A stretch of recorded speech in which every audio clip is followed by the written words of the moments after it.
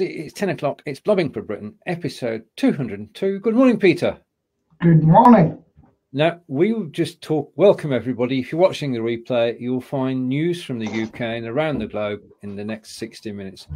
Peter, you're just talking about Berlin. Yes, my favourite city. Now, the thing is, this is 30 years of the Berlin Wall coming down. Yep. And I was watching the television on Friday in the local news, and next thing, this guy comes up with his wife, and they're having an exhibition in Aberdeen about the Berlin Wall. And he's an artist. And, there's my phone. I'm just going to... Okay. Switch Peter off. And welcome, John. I think Peter just killed his phone. Didn't take the call. Good morning. Oh, no, now he has taken it. Yeah, I was right. Good morning, John. He's taken the call. He was halfway through a story about Berlin. Which telling about an artist and an exhibition. Correct. I'm told the story before. Cold again, Stephen. Oh dear. Sore throat is the worst I've had in years. Anyway, right. I am here. You are here, and let's just confirm that. First of all, welcome to the show, everybody. And this is Blabbing for Britain, episode 202. Are you going to be okay for later in the day? I hope so. If not, I'll have a pre-recorded section for you. All right. And Kevin's saying we're all blurry. Right. Oh, everybody looks good on mine. Okay. I'm just going to take a look, and if I can find it, just give me a second. Facebook. And there's nothing there. So, right, okay. Right, we'll know in a moment. Could you, if you're watching us live, thank you. I can see everybody fine on Facebook. Right, okay. And I'm going there too. Yeah, I can see everybody fine as well. And we've got 3 good feeds. I can see John and Peter. And Peter is taking a live call. So I'm going to put that over there, out the way. And take a comment from Paul. And Paul is saying, all good here, gents, in sunny Stoke. It's nice that you've joined us from Stoke, Paul. We're waiting for another gentleman from Stoke. We'll see if he turns up this morning. Okay, so that's good. So we are looking good, Kevin. Perhaps if you refresh, the blurriness will disappear. Okay, where do we begin? I suppose we've got to start here. 4 weeks today is a general election, and at the moment, everybody's vying for our votes. Or they seem to be doing more backbiting than they do anything positive, John. Don't know, but I saw a picture on Facebook this morning, which was absolutely excellent, about how Yorkshire are making use of Boris Johnson, and it was his head sticking out of a pile of sandbags. Right. Okay. Practical use. Yeah. I mean, he went to what's Fish Lake? Oh, what's it called? To be honest with you, I don't know. So. Right. He went up to Derbyshire yesterday, and he was there to help people, and it was sort of days after the floods, and he asked the gentleman, "Do you need any help?" And he was told, "Nope, you're too late. Don't need any help from you." So, that went well, and everybody who spoke to him must have been a Lib Dem voter. Well, I don't know. He got short shrift from the inhabitants of that particular area, and he'll not be going back in a hurry. And we're joined by Tish. Say good morning, Tish. And all right, okay. Hang on a minute, Tish. Yeah, that comment's not actually come through on the Be Live in 5 page. Oh, I can see that. I can't see it from where Hi guys, Tish Razals, hello. Right, and okay. That's my set of things. Anyway. Okay, so general election, we've got a situation where people are making promises, and the Tories have said that they're going to cut immigration overall. So we're not going to get enough doctors and nurses then, are we? Well, we're not. No. I mean, Europeans and, staff have been leaving at an amazing rate. And immigration cuts never, ever work. And we've got Peter back to give his take. And whilst we're getting Peter back, 3, 2, 1. I've got to... Right, we've got Peter back. Right, Peter, we're just talking about immigration cuts. Can't hear him, I'm afraid. Peter.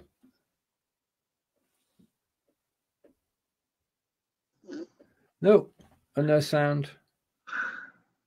It's going to refresh. You know, the international side for I'm going to refresh. Which we created. Anyway, I'll take a comment from Kevin in the meantime. For the first time ever, I just don't know who to vote for. Our Limdem candidate has been removed for racist tweets from 2010 on Twitter.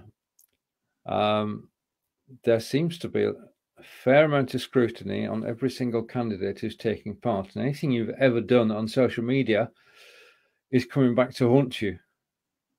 All Facebook, Twitter, and that's it. Be careful what you say, because it will come back.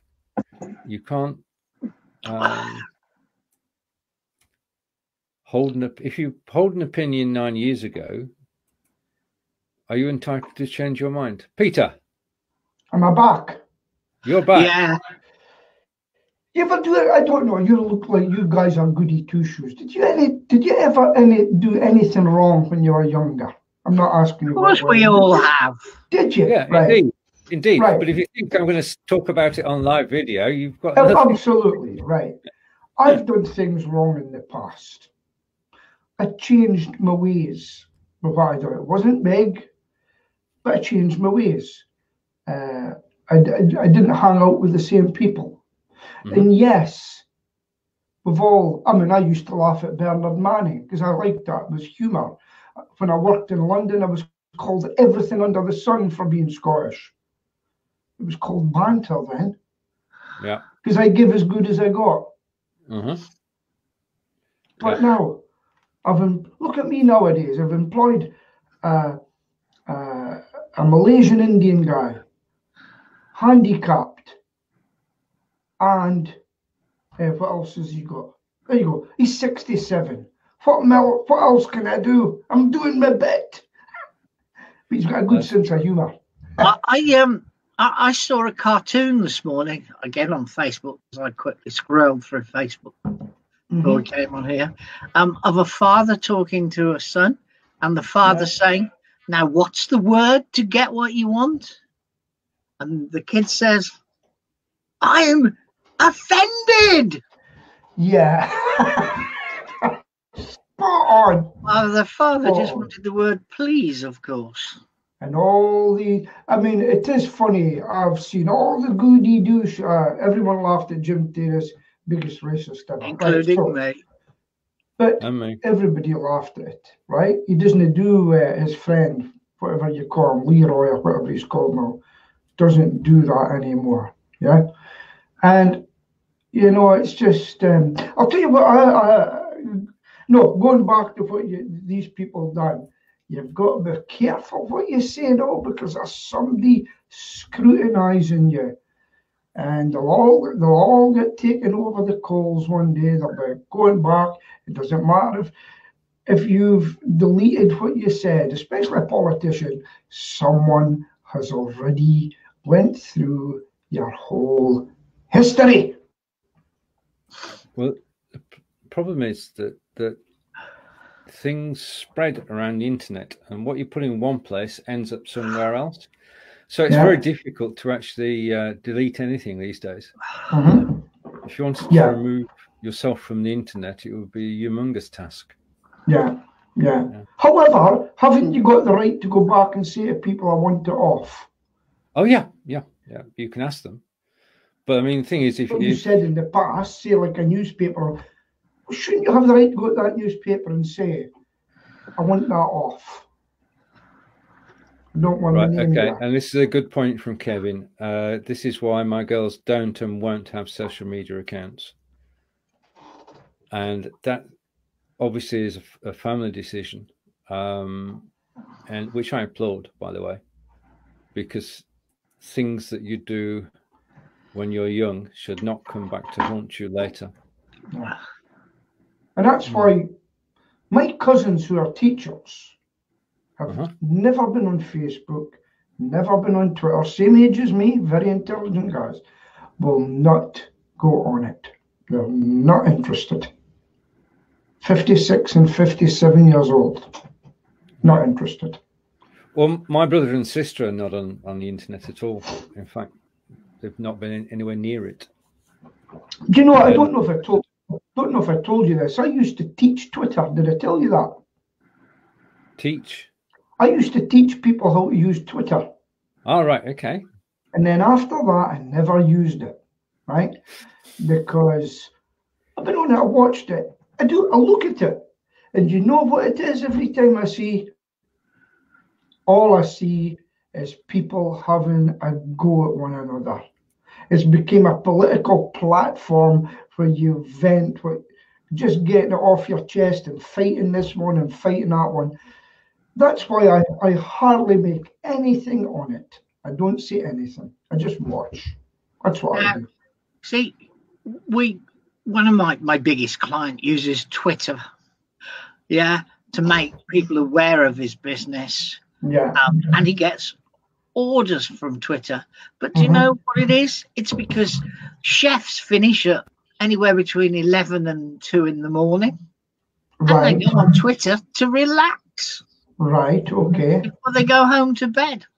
So we do really well at click-throughs at ridiculous times like 1 and 1:30 in the morning. So how do you get them to look at that, John?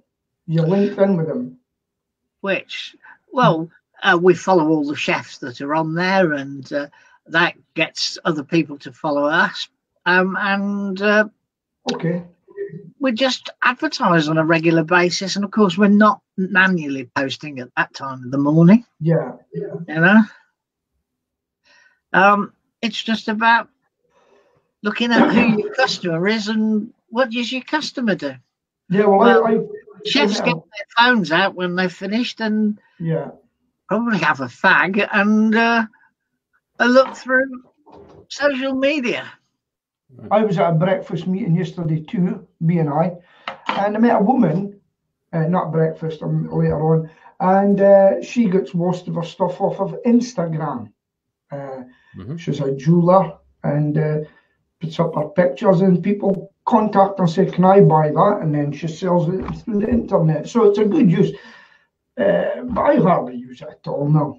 Hardly use it. Maybe I should. We treat social media as awareness creation. Not as somewhere to go out to sell, but awareness. Like I've got a little campaign that we're going to start on the 1st of December about food waste. Yeah. Oh yes, that's right. Are some hermetically sealable plastic boxes with a little valve in the corner so you can gently push the top and push the air out. And this means that something like a lettuce that normally gets thrown just straight back in the fridge can last up to another 5 days if it's put into the airtight container.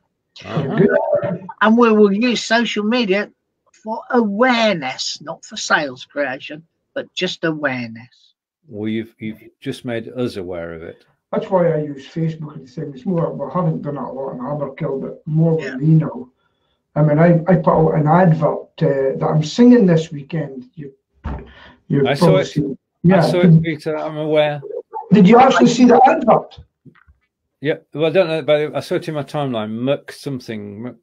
McNasty. So I've actually put out a Facebook ad campaign, just letting people know I'm there. And then I'm seeing names coming up, liking it and that, and I don't even know who they are, so I go and look at them, so, because I'm back. Anyway, can you tell my story about the Berlin Wall? You can. Okay. So 30 years of the Berlin Wall, sees the TV at night locally, and it said, local artist, Sandy, coming on, and he lived in Berlin, and he painted all the Berlin Wall when it came down, the towers, the trabants that came through, and I said, I know his face. And often he was my art teacher at school, and he looked like Catweasel, if you remember Catweasel. And I thought, this is great, this. And so I went down, but he wasn't there at the exhibition. It was another guy running it for him. And I told him all about it. And he said, I think he'd be interested to talk to you. So I got his phone number. He actually divides his time between Berlin and Aberdeen now, and standard radio. And I phoned him up and just basically told him that we actually lived in Berlin at the same time. And he was quite excited to hear from me. His wife wasn't. I could tell she was a lefty. But I spoke to her because I mentioned Rudolf Hess, and she went, oh, right. But I'm actually going down for a cup of coffee with him and chat about Berlin. And here's the other funny thing. I met my other artist teacher walking along at the same time as I walked out, and he was walking along the road. And poor man's got Alzheimer's. And I says, do you remember this guy? He goes, oh, yeah. I says, unfortunately, he's got Alzheimer's now. This was in the phone. So that was just, I just thought the coincidences were fantastic. So, and he was quite interested to hear I give talks about the Berlin Wall too. Back to you. Can't hear you. John? Not speaking, that's why. Back to the comments, okay. And Kevin's saying companies now do Google searches before they employ people. So I think they've been doing that for quite some time, really. Yeah. And also, we have a set of prospective customers asking us for reputation management to remove or hide things on the internet that reflect badly on them. Yes. Over to Tish. And Tish is saying, I teach a Facebook group of 6 senior women. And then we go over to Stoke. And Paul is saying, we had a discussion at the breakfast meeting yesterday. I don't check in anywhere as it's free reign for my Mr. Burglar, especially as I run my business from home. Yeah, and I don't post about being on holiday. If you know, like, well, I'm going to Portugal on Saturday. No, indeed, we're the same. It's just one of the things that becomes routine, not to actually tell people where you are or what you're doing. Although in my case, the house isn't empty because obviously I've got a big strapping 6-foot-old lad still at home. So. Right. Okay. I was in Kevin's neck of the woods last week. Okay, carry on. Yep. Yeah. Epic journey. Flew from Aberdeen, 10 to 7 in the morning. Arrived at London Airport Southeast in Essex. Travelled up to Milton Keynes by chauffeur, and then went to the exhibition. Vented my wrath on the 3 regarding legislation and training, and then seen the exhibition, got an Uber, which was brilliant, by the way, and then went down to Heathrow and flew back home and got in at 10:30 at night, absolutely zonked. Not surprised, Peter. Not surprised. So it was Essex. Right. Okay. Now, as is usual, we've got a few news stories before. Oh, we've still got comments coming in. Let's take the comments. You missed out on a bacon sarnie. Yeah, you missed a bacon sandwich, Peter. I don't think Kevin lives that close to Stansted anyway. It's a stone's throw. No, I don't eat bread, so I would have only had the bacon. Okay. Now then, what's the weather at the moment, John? Piddling down. Peter? This morning it was very, very frosty. Very frosty. Yeah. Very It's very grey down here, but they've got snow in Wales and closed roads. Well, we've got some snow out of Aberdeen. Okay, and comment from Kevin. Right, why don't you stop by? Second invitation, and yeah, I know roughly where you used to live, Kevin. Yeah, I know where the town area, and I've been. Not only have I been to Kevin and Sarah's a couple of times, I was also there for the wedding, which was a rainy day. That was a rainy day, but yes, and I was there with Roger Vanstone. In fact, he drove. And it's always sunny in Essex. Of course it is, Kevin. Of course it is. Is that all right? Is that the eggs that would have gone to the with the bacon sarnie? They're sunny side up, are they? It could be. Anything's possible. They're trying to find. Sorry. Okay. Trying to find any positive news at the moment is almost impossible. Trying to find anything that's not politics is impossible. So let's go to something which is, well, this week, just background. Well, Facebook have launched Facebook Pay, which is a way to actually pay for things bought on Facebook. Okay, because you can sell on Facebook. Facebook Pay will allow people to pay you using the Facebook bank account, which is effectively tied to your credit or debit card. Thoughts on that first? It's not available in the UK yet. It's available in the US. You just tie your debit or credit card to Facebook Pay, and then you can pay for things which are being sold on Facebook. Well, I would say you make sure you use a credit card rather than debit, so you're protected if you're paying. Okay, good point. John, will you be using it when it comes to the UK? Very happy with PayPal. I don't need too many methods of paying, really. Right. And I've never bought anything on Facebook. So. Well, not on Facebook. No. I have. You find it on Facebook, then you go and buy it. Yeah. Shop now. It goes to shop now. Yeah, but that just takes you. Yeah. To your own little setup, really, doesn't it? I'm just having to turn the heat down here, guys. Right. Kevin saying he remembers his wedding day well, which is good news. And it's anti-bullying week this week. He's reminding us. Okay. Right now, I didn't actually have a note about the Facebook Pay, but I do have a note about this. Google is set to offer current banking accounts or banking current accounts. Would you open a Google bank account? No. Why not, Peter? Because it can shut you down and anything. You set her off again. All right, okay. Would you open a Google bank account? And she reacted. She said she didn't understand what you were saying. They've got.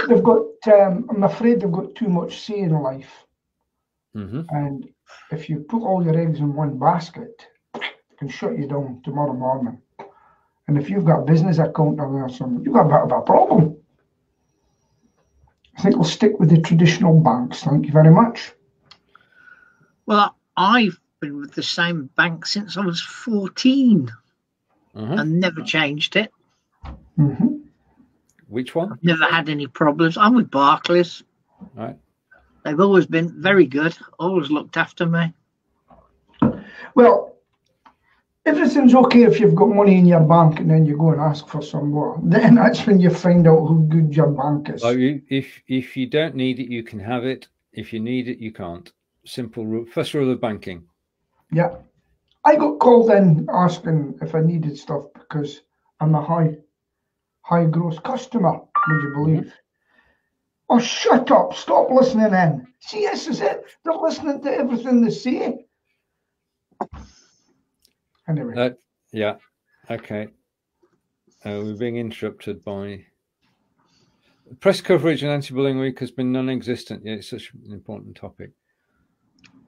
I got to be honest on this. I wasn't aware. Peter, John, were you aware it's Anti-Bullying Week? No. And I think that pushes your point, Kevin, because we've not been made aware that it is.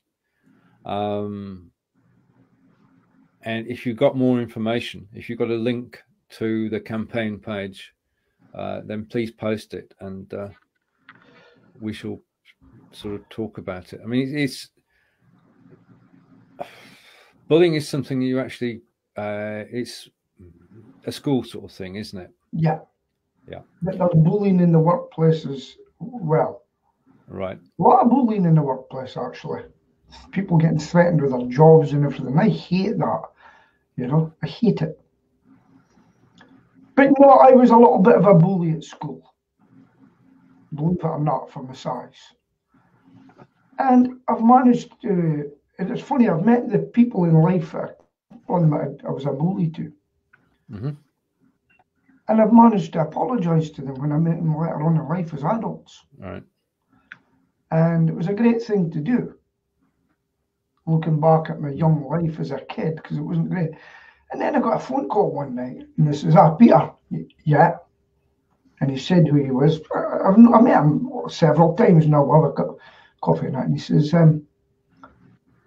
would you sing at my wedding, please? I said, what? I said, you sure?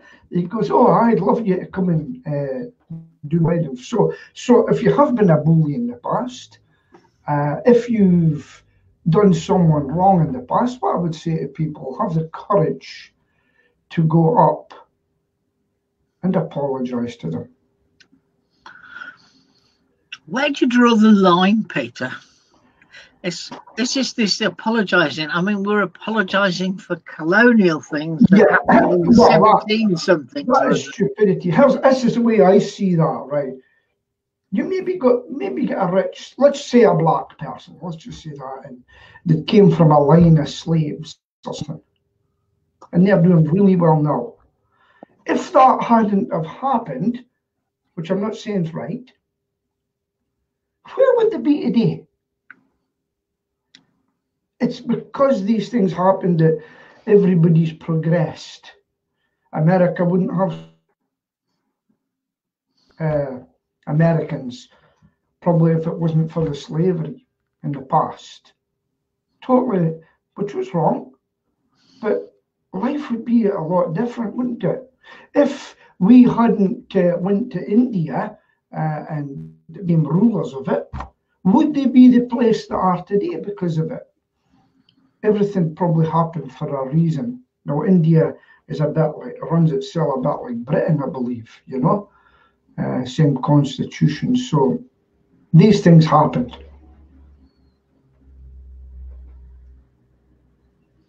Next. Is it just us? Peter. No, I'm not just, I've just said to you. I said to you, I'm not justifying bullying. Not justifying it at all. It's totally wrong. In fact, I hate bullying now. And if I saw someone getting bullied, I would stand up for them. And I've seen it in the workplace. I said to a woman in a shoe shop one day, the manager treated her appallingly. And I said to her, listen, here's my name, here's my number. You got any hassle with this guy, I'm a witness for you.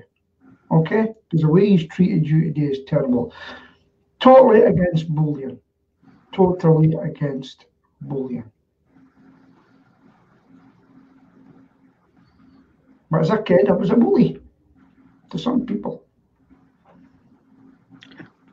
Are you speaking, Stephen? Because we can't hear you if you are. I'm speaking, but I couldn't be heard. Turn the microphone off again. Yeah, I did. Yeah. Okay, let's change tack. Yes, and, change the topic. Technological advances. DJI have made an application to identify drones and find pilots. Good idea.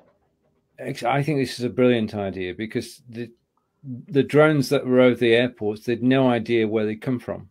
Yeah. Whereas if this software had been in use, and you could actually identify the drone itself and the person actually who bought it, which is good news, especially for security purposes. It's okay in theory because the good people will register and the bad people won't. It's not a question of basically, as I understand it, if you've got a DJI drone, then the software will be updated, and the software update makes it visible to anybody who's within a certain range of the drone. Yeah. I may have got it totally wrong, but I think it's a step in the right direction. What does DJI stand for? It's the company that makes it, makes drones, or one of the companies that makes drones. I mean, so it's not official. This is a private initiative by one of the drone makers. Well, I think it should go across the board. And the other thing is, drones are great. Drones save lives. Drones deliver AEDs to people in awkward places. No, for getting a heart start back and things like that. So they've got a great use. Yeah. We had a situation in Devizes only last week where the police brought drones out to actually track an accident that was happening at the time. Yeah. They used one outside my house the other day to find a lad who'd abandoned a car at the end of the road and run off from the police. The drone didn't find him, but the police dog did. The drone wouldn't have bitten him, would it? Right. The police didn't bite him. When he saw the handler with the dog, he came out from the bushes, knowing full well that if the dog had come in, he'd have got bitten. So, right. Over to Kevin. I think what I've just done is exactly the reason the topic should get more coverage. It's a massive problem to adults in all areas. Okay, I'll take back what I said. And we're joined by Neil. Bye. Can't stop long, just saw this and had to pop in to say hi. Hello, Neil. Nice to see you. Hi. I'm melting here. We've not seen Neil for a while, John. I've been keeping up to date with some of his tweets, actually. Yeah. Never mind. Right. I don't believe DJI stands for anything. Okay. Okay. They were formed by a guy called Frank Wang in 2006. But DJI is just a pretty set of letters arranged as the logo. Okay. But it's still, the point is still valid that there is going to be software.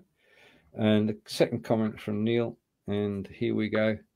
I once chased and lost a car thief in a field of long grass. I gave up. My last shot. Come out or the dog is coming in.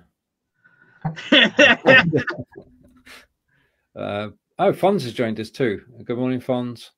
So, excellent. Okay, and if you've got any UK-related topics you want to add to the mix today, then please do as we go through. All right.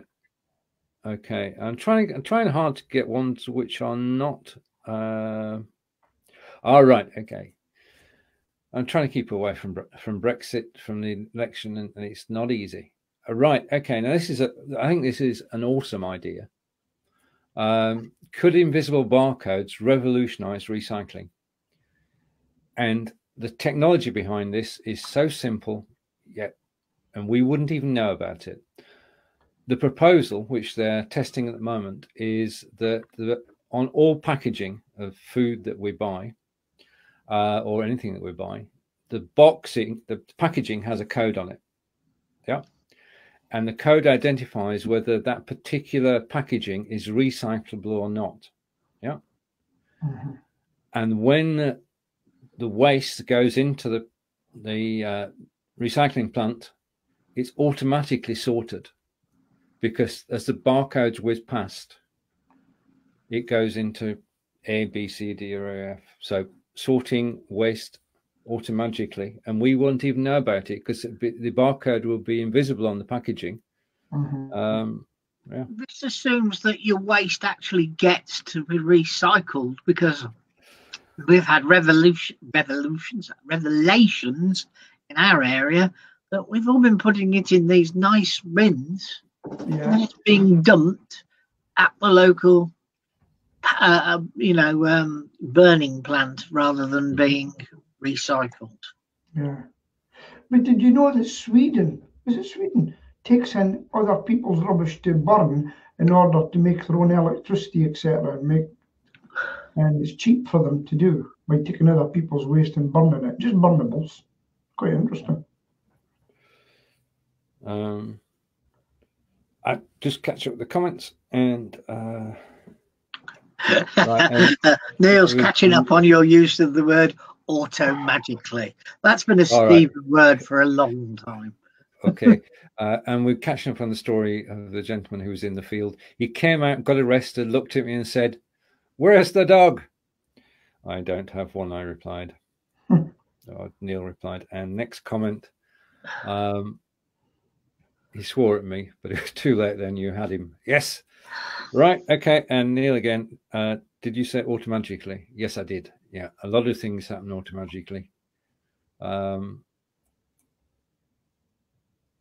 Fonz is saying, when I find with computer games is that they give you a massive case and a little disc or cartridge. The worst one is Switch.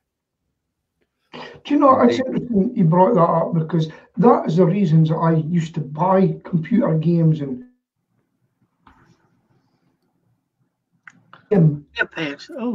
it's marketing, you know.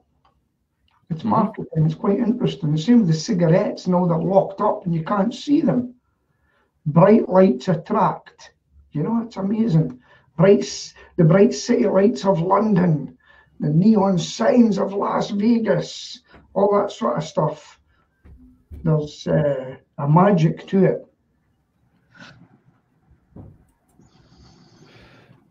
Okay, so there we are, recycling.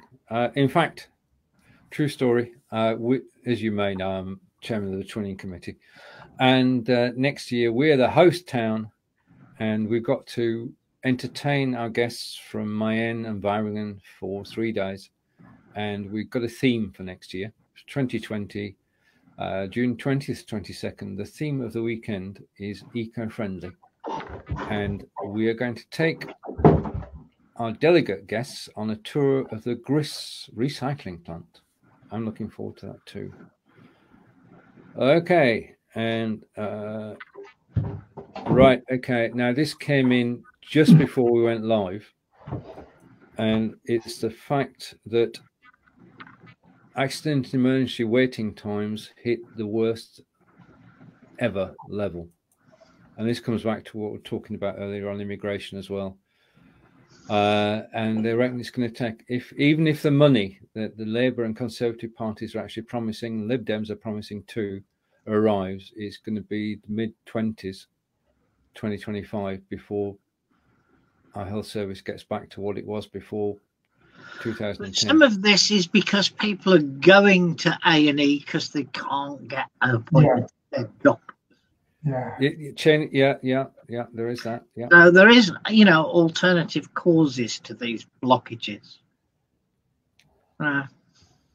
Here's a fact I picked up this morning. I don't know if it's a fact, I have to look into it.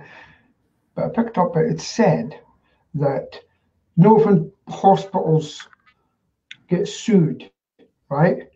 They found that 80% of them were by foreign doctors. We had one here in Britain. Remember the German guy come over, could hardly speak English, and basically somebody died because of it.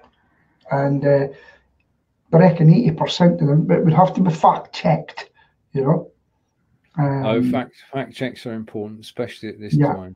Well, I know that my partner's a nurse, and one of the difficulties is language now. Comment from Stoke. And our Stoke representative is doing well, given Stephen's not joined us this morning. And Paul is saying, I was once pulled out of class by the police because I thwarted the burglar when I was about 14 in our street.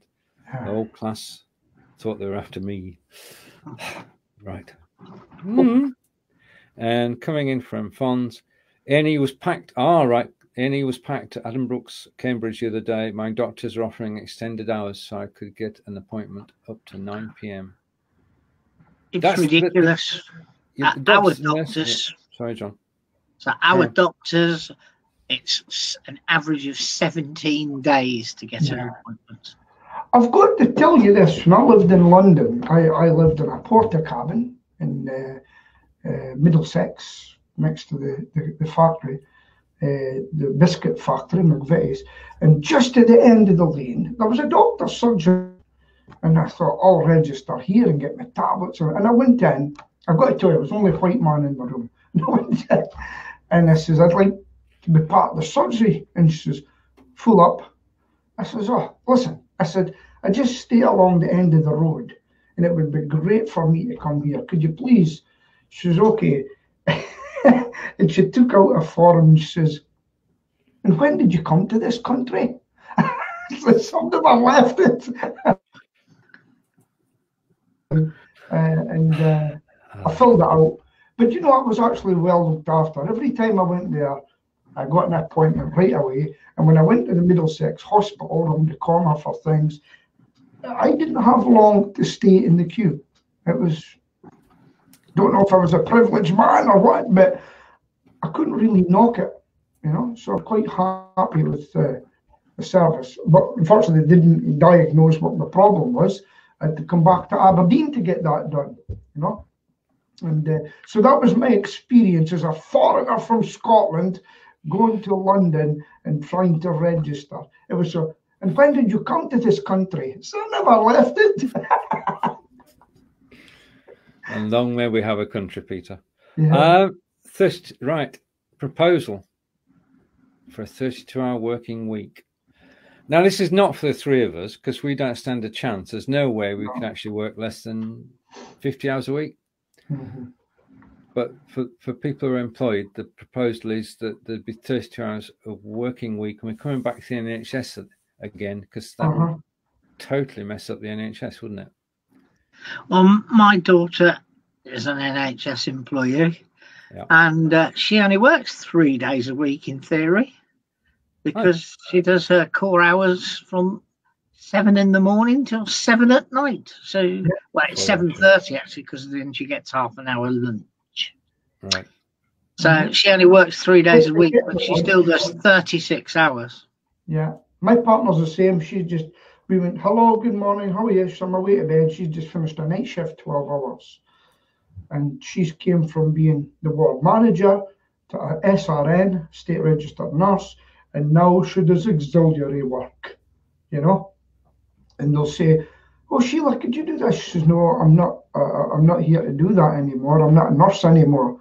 And so she's liking it. Here's the problem for me with a 32-hour week. I'm going on 32-hour week. We're a 40-hour week and more business. So I would have to, I've got one guy in 3 days a week, but if there were two full-timers, I would have to do alternative weeks or something. So it's not so easy when you're a small business and you've got customers breathing down your neck. When you coming? When you coming? When you coming? I say, oh, well, it's his day off today. So it causes a lot of problems. And then you say to them, right, I'm taking on 3 guys, your hours are back.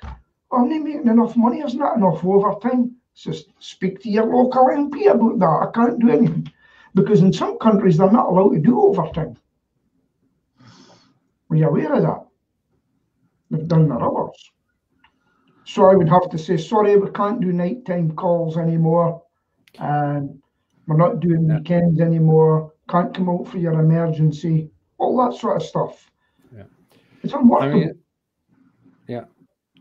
I mean, work less and get paid the same is obviously attractive. And that's the reason they're actually saying it. It couldn't be done next year. It couldn't be done in the next 10 years. No. But it's a good slogan. We're getting lots of slogans in this election. Over to Paul.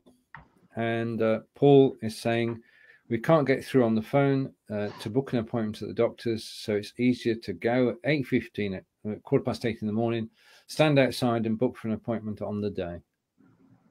Yeah. I mean, I don't even get to see my own doctor anymore. I always, whoever's there at the time now, if I get an emergency appointment. And we used to have our family, the doctors all knew us. We knew the doctors. Now, finished. I never thought I'd see that. So why is this happening, folks? Why is this happening? Because the shortages of doctors and doctors going into medical centres. Because I mean, doctors used to have their own premises, and you were a patient, and you notice you were a patient for life in those days. Yeah, because the doctors had their own surgeries. You went to the surgery, you saw the same doctor time after time after time. And then the concept of health centres came in, and all the doctors moved into a health centre. And well, we've still got a lot of local practices that are traditional, a business centre for them, you know. But we had one closed down recently, and it was a crisis. And this is why, because this is the doctors don't work with GPs anymore. Too long hours, too much hassle, and the young doctors are leaving the country because of it.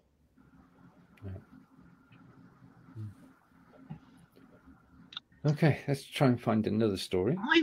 I've only ever been with one doctor's practice my entire life. Yeah. It has moved twice. Yeah. And I haven't been in the doctors for a long time now. The only reason we go to the doctors these days is because Celia's not so good. But the last time I went in, she said to me, "Oh, you don't live in our catchment area anymore." And I said, "But I used to live in your catchment area before you moved twice. It's your catchment area that's moved with you, not me." Anyway, she said I should find a more local thing. And as it happened, the doctor came out and he said to her, "We only ever see him once every 4 or 5 years. He's the ideal patient for us. We get his money regardless of whether he comes in or not. That's so right. please don't send him somewhere else." I always said you were a valuable asset, John. Yeah. There you are. That proves it. The doctor. You know, see that one by Paul Sheldon? Funny you should mention that. My dog just outside and started barking. But I don't know why you're asking that. Any reason, Paul? But let me tell you, I trained my dog, which is a very obedient dog now. And in the early days, I got a collar, and but I would never ever use them again. I got short shrift from Sheila, and it's not about punishing a dog. It's about training a dog and rewarding a dog, rather than. And I've people used to stop me in the street here and say, "How did you manage to train that dog?" And I've been into people's houses beside me because the dog would pass and the dog would batter into the window and the door, and I didn't know them. And I went in, I says, "Give me some treats, go outside, knock on your door," and the dog would bark, but I would throw a treat onto the edge of the settee, and the dog jumped up. I'd done it a few times, and then I says, "Go and knock," and the next thing, the dog didn't go to the door, it went to the settee because it knew it was getting a reward. So, don't punish. Maybe that's what we should do with prisoners. I hear a rant coming. No, I'm teasing you, Peter. At all, because teasing you, Peter. Just looking for a prison would be a horror. It's about, I think it's about re-education, you know, and trying to get them. But I'll tell you what, is to re-educate them, try and help them on their way. The biggest problem a prisoner has got when he comes out after doing wrong is getting a job. No job, no money, return to crime to make your money. Yeah, and so what we need to, I've give a couple of people that work for me second chances in different ways in life. Yeah, and it's worked out well for me. But the minute, so if they come out of prison and you get them a job and you help them, the minute they go back to stealing, back into jail, this time you're on the punishment cells rather than rehabilitation cells, because we give you the chance and you didn't take it. Yeah. Right. Venice floods. Climate change is behind the highest tide in 50 years, says Mayor. So my question immediately there was, what caused the massive flood 50 years ago, before we had all of this climate change stuff? It's been calm. No one's got an answer. No. Well, no, there aren't answers to every question. But obviously, I mean, Venice is. Well, I've never been. I have. Been? No. Yeah. They tell me it smells. Well, it was a long time ago because Celia and I went back in the 1980s, and we went on the. in the early 90s, and we went on the Orient Express to Venice. Ah, wow. What a journey. Flew back. It was a prize for being top salesman in Europe for the quarter for the company I worked for in those days. It was a fantastic place, but the Orient Express was just wow. Very good. Sure. So the simple thing is, folks, don't build a house in a floodplain. Build it in a hill with irrigation around it. That's the way it's going to have to go. Yeah, I mean, there are flood warnings out today in England, and that's in the areas that had the rain earlier in the week. I mean, we are made really aware of how in control nature is. I mean, we've got floods in the UK and they have bushfires in Australia, both of which are natural occurrences, and we have to cope with them. And thoughts are with the people up in Derbyshire. Hey, it just makes you think. I'm not a religious person, but was there a Noah with his ark with the floods? Who knows, Pete? Who knows? Right. Maybe it wasn't the real animals, it was maybe their genetics, maybe eggs or something they took on, fertilized onto the boat. Who knows? So I was obviously floods back then. All right. Just on a personal note, Boris Johnson aide Danny Kruger, because I just got to get a headline in because it mentions devisers. Boris Johnson aide Danny Kruger chosen as devisers candidate, which means that I'll have a chance to, well, I'll see his name on the ballot paper in 4 weeks' time. I'll say no more than that. I spoke to I won't call him a friend, an acquaintance through the allotments. He's not on our allotment, he's on another set of allotments. And he's in an area that's staunchly Labour. And he's a Labour person. And he said to me, I'm going to vote Tory for the first time in my life. And he's older than me, so I suspect he's about 70. And I said, why? He said, because I don't want that TWAT Corbyn in charge. Oh, yeah. What they need to do is have a coup, get rid of him. But I'll tell you what, don't get rid of him and put John McDonnell, and that'd be even worse, right? Because I think he's more dangerous than Corbyn. But that's their biggest problem, him. And it's quite interesting. But here's the thing. I don't know if you know that Brexit, they said that at the moment, they said half of their people, they've asked them to stand down in the local elections. But it's backfired as well, because people are saying, we give you money for the Brexit party, get in there and do your thing. We want our money back. Some of them are actually, and they might go to court because they're wanting their money back. You're pulling out candidates when we wanted you to go the full blast. Right. There's candidates who are saying, well, hang on, I've had these leaflets printed, I've done this, I've done that. Who's going to refund me for all of that? But it's not only that. Joe Public has given them money. Did you read the small print? No. The small print says that you shouldn't prepare for the elections until the elections are announced. Right. So anything you've spent, I'm afraid, or they've spent, is off the own bat, because there was no election in the offing until the election is actually, anyway. In other words, there's wriggle room for the party, but the party itself is collapsing, isn't it? I think so. Do you think that he should do a deal with Boris Johnson? He already Well, he has, hasn't he? Yeah, he's done several. They deny that there's any working together, but how did they magically come to decide that they wouldn't contest any site that Tories won in 2017? So he will get his majority, but he'll also have a smattering of Brexit tears in it to say, you better keep your word or we'll vote against you with the DUP. What do you think? Who knows? We'll find out on December the 13th. Indeed. What an unlucky day. You're not going to believe this. We will, Peter. Carry on. I have had enough of it. We're all. I'm going to say something. I said last week.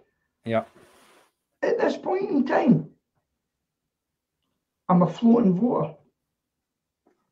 I am still a voter. And I'll tell you what was interesting on our local television news in St Andrews was, and it was actually speaking to local people.